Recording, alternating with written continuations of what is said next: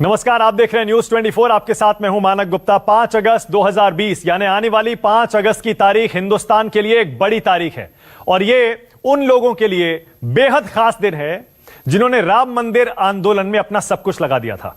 आज न्यूज 24 पर मेरे साथ लाइव जुड़ गई हैं एक ऐसी शख्सियत जिन्होंने राम मंदिर आंदोलन को इतना ताकतवर बनाया कि आज राम मंदिर एक असलियत बन गया है, सच्चाई बन गया है। मेरे साथ उमा भारती जुड़ गई हैं, पूर्व केंद्रीय मंत्री, पूर्व मुख्यमंत्री, पूर्व सांसद, पूर्व विधायक।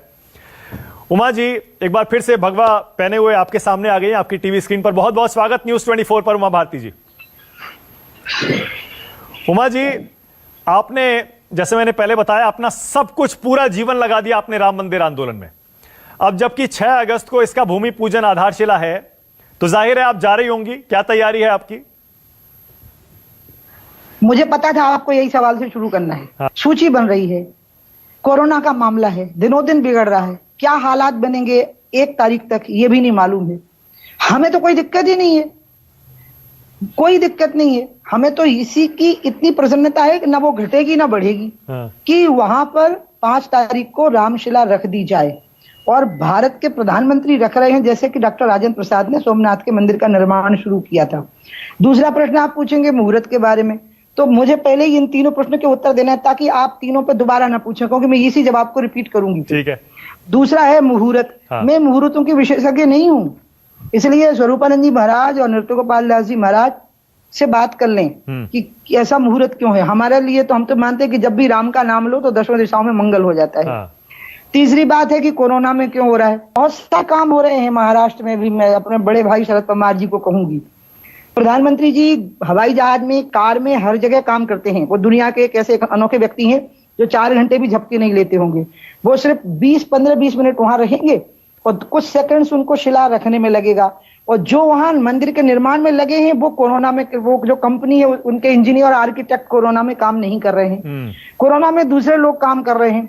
तो कोरोना से मुकाबले की फौज इससे डिस्टर्ब नहीं हो रही है। मुहूर्त के बाद स्वरूपानंद जी और नृत्य गोपाल दास जी जैसे महान विशेषज्ञों और महापुरुषों के बीच की बात है। मैं विशेषज्ञों की, मुहूर्त की विशेषज्ञ नहीं हूं, लेकिन मैं मानती हूँ राम नाम से सब तरफ मंगल होता है। हम वहां हैं कि नहीं, इसका महत्व कहाँ है। जो भी ये सोचेगा कि मैं वहां हूं कि नहीं, वो राम का भक्त हो नहीं सकता। राम का भक्त वो है जो इस शुभ घड़ी का आनंद लेगा। मैं राम की भक्त हूं, मैं शुभ घड़ी का आनंद लूंगी। मैं वहां हूं कि नहीं आपको पता लग जाएगा। नहीं हूं तो भी आनंद, हूं तो भी आनंद। ठीक है, ओके। लेकिन जब आप ये आंदोलन कर रही थी उमा जी, तब तो हमें पता है कि क्या क्या नहीं हुआ राम मंदिर आंदोलन में। 1980 के दशक से लेकर 90 के दशक और उसके बाद हमने सबने देखा। आपने उस दौरान कभी सोचा था कि इतनी लंबी ये लड़ाई चलेगी? हालांकि मन में ये विश्वास तो होगा कि एक ना एक दिन ये होके रहेगा। आपने बहुत सुंदर सवाल किया है और सचमुच में आप यकीन करो, ये एक अद्भुत घटना हुई है जो हम लोग देख रहे हैं, आप भी देख रहे हैं, हम भी देख रहे हैं कि एक आंदोलन विश्वास के आधार पर चला। क्योंकि पुरातत्व को प्रमाण तो 6 दिसंबर के बाद मिले हैं ना वहां, क्योंकि खुदाई तभी हो पाई जब 6 दिसंबर हो गया। उसके पहले जो प्रमाण थे वो आस्था थी सिर्फ, क्योंकि कोई उस समय के अस्पताल में श्री राम जी के जन्म का कोई सर्टिफिकेट तो था नहीं।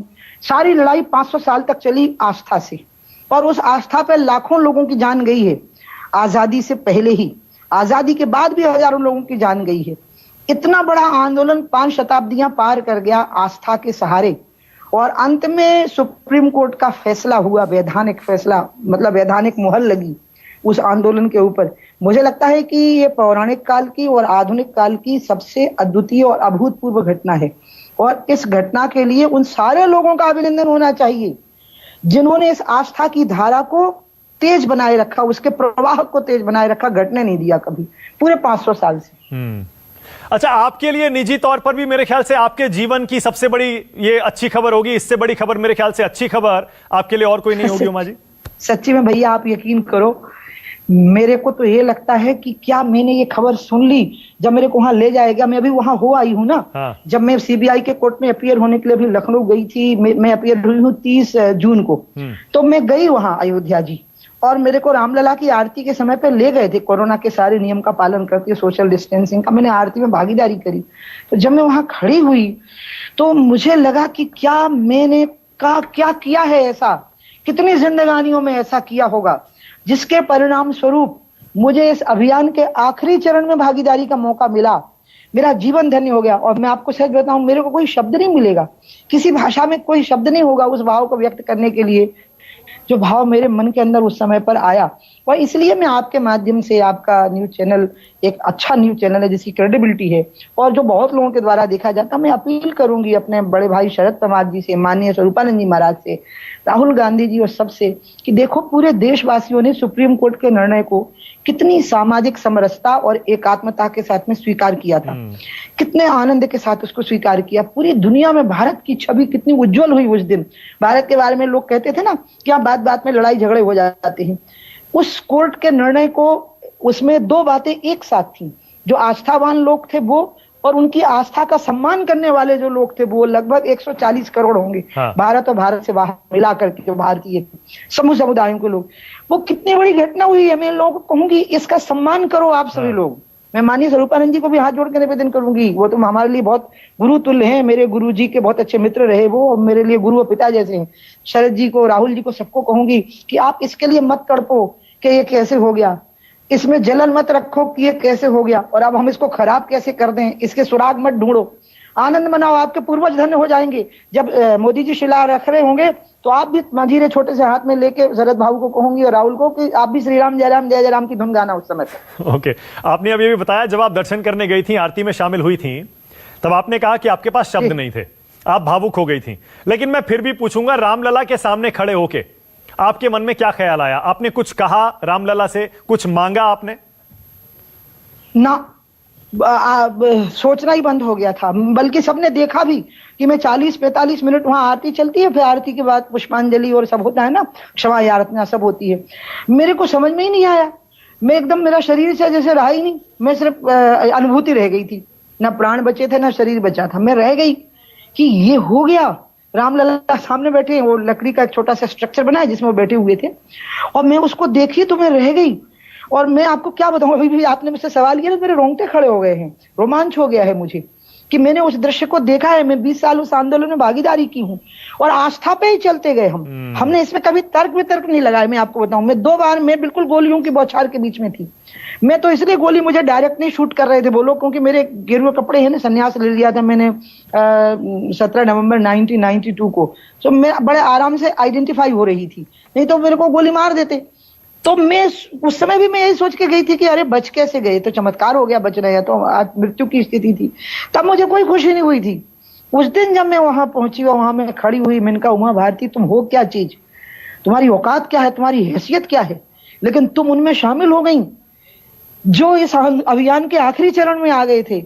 तो मैं आपको क्या बताऊं, मैं आपको वर्णन ही नहीं कर, मैं अपने आप को छू के देख रही थी कि मैं जीवित हूं या आनंद ने मतलब मेरा शरीर भी मुझसे छीन लिया है। मैं वर्णन ही नहीं कर सकती उन शब्दों का आपको, और ये सच बोल रही, इसमें कोई बनावट नहीं है। ऐसी मेरी स्थिति बहुत विकट हो गई थी और सबने देखा कि मेरी स्थिति विकट हो गई, मैं जड़ सी हो गई थी वहां पे समाधि से और आनंद। अब जैसे आपने उमा जी, हाँ, आपने अभी अभी याद किया कि 1992 में आंदोलन के समय गोलियां चल रही थी और उसके बीच में क्योंकि आपने भगवा पहना हुआ था इसलिए आप बच गई। उस आंदोलन के दौरान की और कोई घटना आपको याद आती है? क्योंकि अब तो सारी की सारी पुरानी यादें आ रही होंगी, सारा आंदोलन आपका अब पहुंच गया उसके निष्कर्ष तक।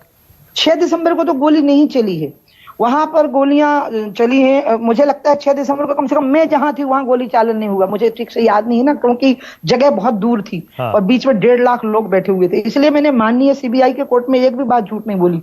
कोई झूठ नहीं बोल रहा है।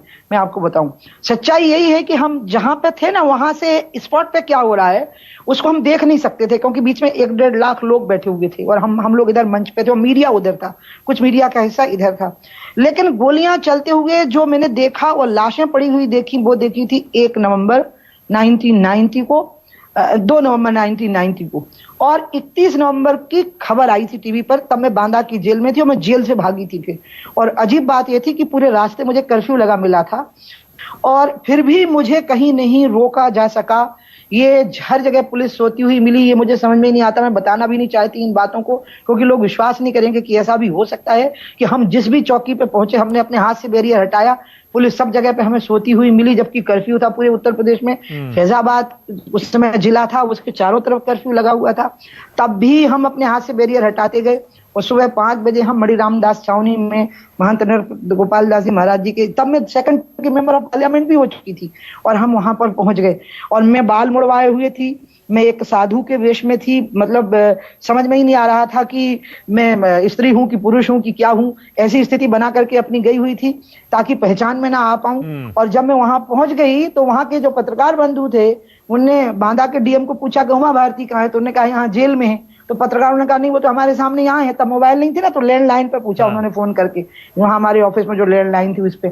फिर उस दिन के बाद जो कार सेवा हुई 2 नवंबर को, जिसके जत्थे का नेतृत्व करने के लिए मुझे कहा गया, उसके 2 जत्थे थे, जिसमें दूसरे जत्थे पर जब गोलियां चली तब हमको खबर लगी। और उस समय पर जो हमारा संघर्ष हुआ पुलिस के साथ, उस समय मैंने कहा है कि तब कभी मैं गिरवे वस्त्र पहनती थी, तो उसके कारण मेरे को उन्होंने आइडेंटिफाई किया। और मैं तो तैयार थी, मैं बच गई इसको चमत्कार मानती थी। हमारे जत्थे पे गोली भी नहीं चली थी, लाठीचार्ज हुआ था जिसमें मुझे भी बहुत चोट लगी थी। और मेरे साथ 400-500 विद्यार्थी परिषद के लड़के जो घेरा बनाए हुए थे स्टूडेंट यूनियन के हमारे, उनको बहुत चोटें लगी थी। मुझे तो खैर बहुत चोटें लगी थी। फिर हम फैजाबाद की जेल में रात में रख दिए गए और सवेरे पता लगा कि फैजाबाद की पूरी जेल वहां की महिलाओं ने घेर ली, जिसमें पुलिस अधिकारियों की पत्नियां भी थी, आर्मी ऑफिसर्स की वाइफ्स भी थी। और इसलिए फिर मुझे फैजाबाद की जेल से शिफ्ट करके रात में 2 बजे नैनी जेल में शिफ्ट कर दिया गया था, अभी जिसको प्रयाग कहते हैं, इलाहाबाद की जेल में।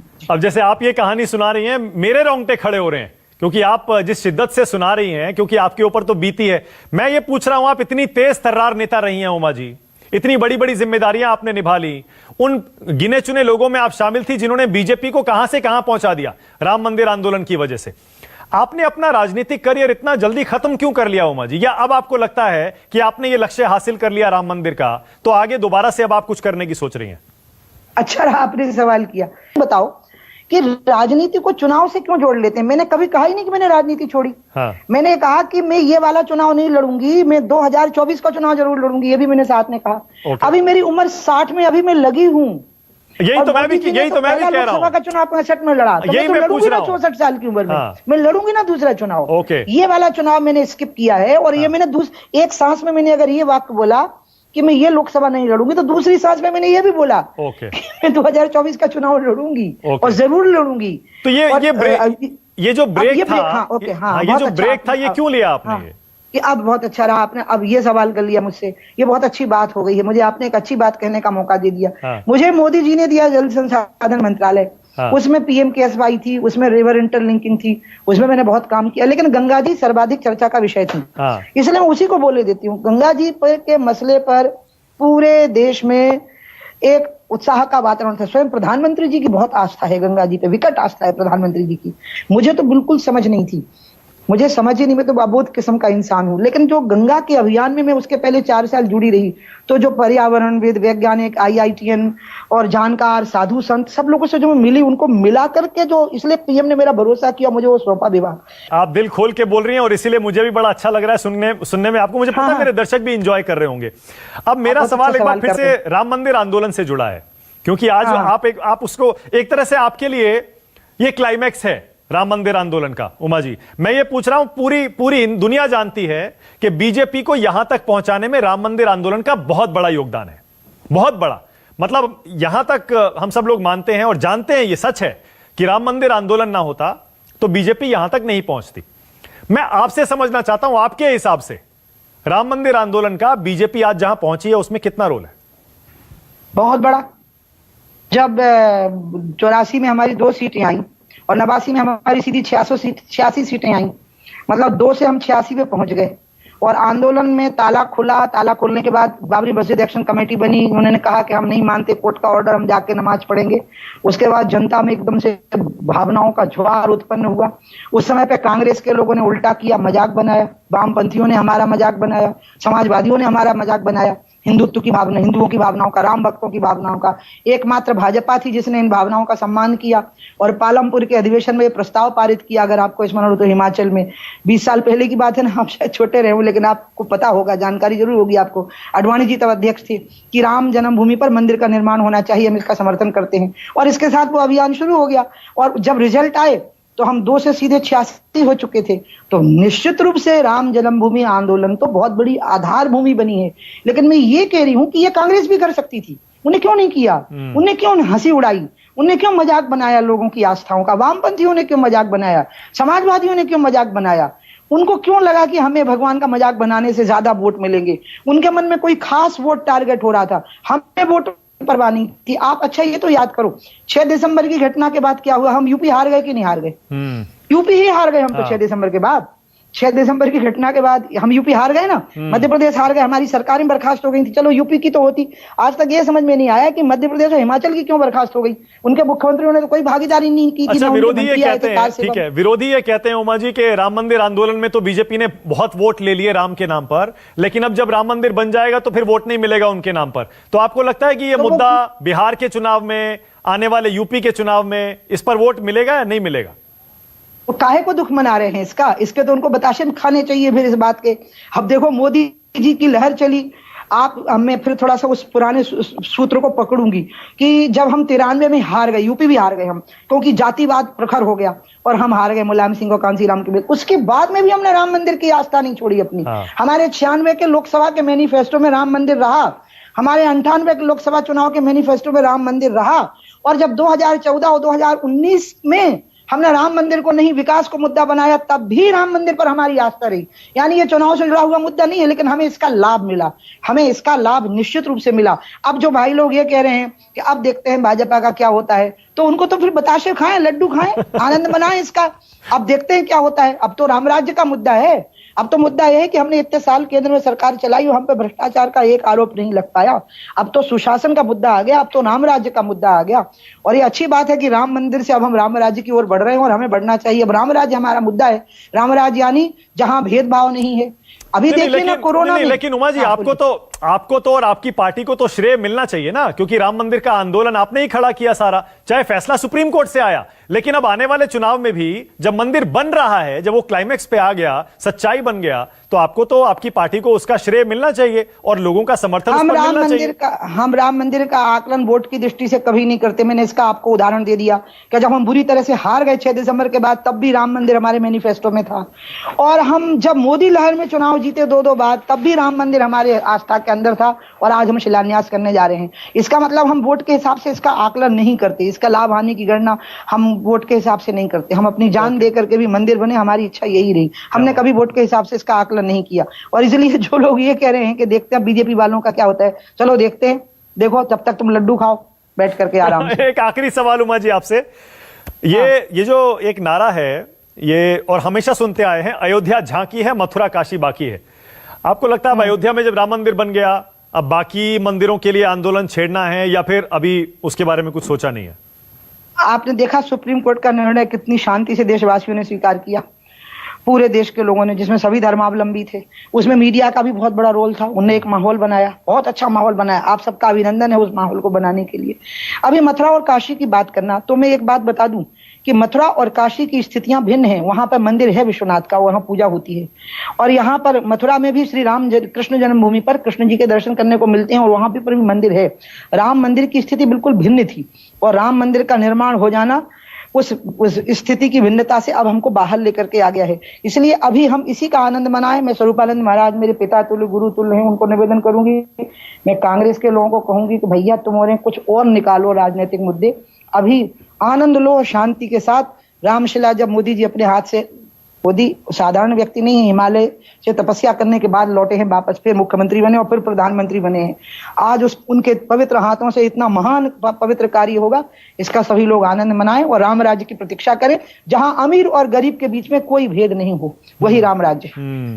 उमा जी, बस जाते जाते मेरे जहन में एक और ख्याल आ रहा है, सवाल नहीं है, ये सिर्फ एक ख्याल है कि आप उन नेताओं में से हैं जिन्होंने वाकई सबसे बुरा दौर राम मंदिर आंदोलन के बाद जिन लोगों के ऊपर केस चले उनमें देखा। अब वो जो जनरेशन, वो जो पीढ़ी थी नेताओं की जिनके कंधे पर राम मंदिर आंदोलन चला पूरा, उनमें से आप हैं, अडवाणी जी हैं, मुरली मनोहर जोशी हैं, जिनको अभी भी कोर्ट के चक्कर लगाने पड़ रहे हैं। आपको वो जो मुश्किल समय था उसका कुछ दर्द अभी महसूस होता है क्या? नहीं, हमें कोर्ट भगवान का मंदिर लगता है, क्योंकि राम का मामला है ना, इसलिए हमें कोर्ट की चक्कर नहीं लगते, परिक्रमा लगती है। और दूसरा, मेरी उम्र बड़ी विचित्र है, मैं 3 पीढ़ी के साथ काम कर सकती हूँ। पहली पीढ़ी अडवाणी जी की, अटल जी की, और देखिए मैं उनके साथ 27 साल से 35 साल तक काम की। फिर मोदी, अरुण जेटली जी और सुषमा स्वराज जी की पीढ़ी आई, इसमें मैं 45 से 55 तक काम की। अब आगे वाली पीढ़ी के साथ भी मैं काम करूंगी, मैं बहुत छोटी उम्र में आ गई ना राजनीति में, तो इसलिए मैं तो बड़े आनंद से बहुत और भी देखूंगी जब राम राज जाएगा, उसको भी देखूंगी। लिखूंगी मैं बहुत आनंद मुझे कोई नहीं को सवाल ही नहीं उठता साहब, फांसी लग जाती हमको। तो हमने बड़े गर्व के साथ राम जन्मभूमि के अभियान में भागीदारी की है। मेरी माँ की कोख धन्य हो गई, मेरा कुल, मेरी जाति, मेरा देश धन्य हो गया। वो लोग जिनने मुझे देखा और छुआ वो सब कितने आनंद की अनुभूति की है, और जिनको मैंने अपने हाथों से स्पर्श किया वो सब कितने आनंद की अनुभूति की है कि मैं राम जन्मभूमि आंदोलन में भागीदारी की और अब मैं गंगा के काम में लगी हूं, जबकि मैं एक मूर्ख और अबोध और नासमझ किस्म का इंसान हूं। फिर भी मुझे ये श्रेय मिला, ये यश मिला, ये प्रसिद्धि मिली, ये सम्मान मिला, ये आत्म कल्याण का भाव मुझे मिला। इससे मेरा जीवन धन्य हो गया। अब मेरी आंख भी बंद हो जाए तो मुझे कोई फिक्र नहीं। नहीं उमा जी, बिल्कुल जैसे आपने इस इंटरव्यू में बात की है ना, आपके पुराने सारे भाषण और पुराने इंटरव्यू याद आ गए जब तेज तर्रार उमा भारती हुआ करती थी। वो बात जो वो कला आपकी थी ना लोगों को मंत्रमुग्ध करने की अपनी वाणी से, वो गई नहीं है अभी भी। एक बार फिर से बधाई दे रहा हूं आपको उमा भारती उसके लिए, और साथ ही साथ आपको जो आंदोलन का फल मिला है उसके लिए भी बहुत बहुत धन्यवाद न्यूज़ 24 से बातचीत करने के लिए।